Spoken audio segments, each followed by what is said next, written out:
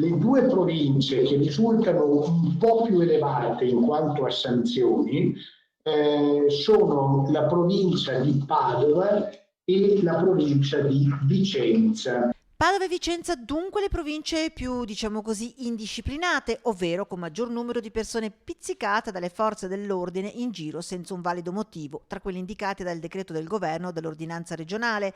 D'altronde i numeri parlano da soli e mostrano quanto sia difficile oggi per tutti i veneti rimanere confinati in casa. In questa settimana l'evoluzione è stata questa.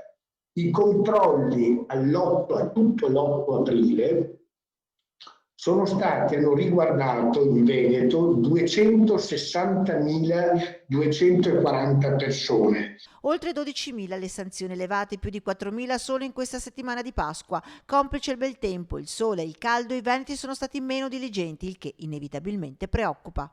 Nell'ultima settimana, a parità sostanzialmente di controlli, sono state trovate più persone fuori posto, diciamo.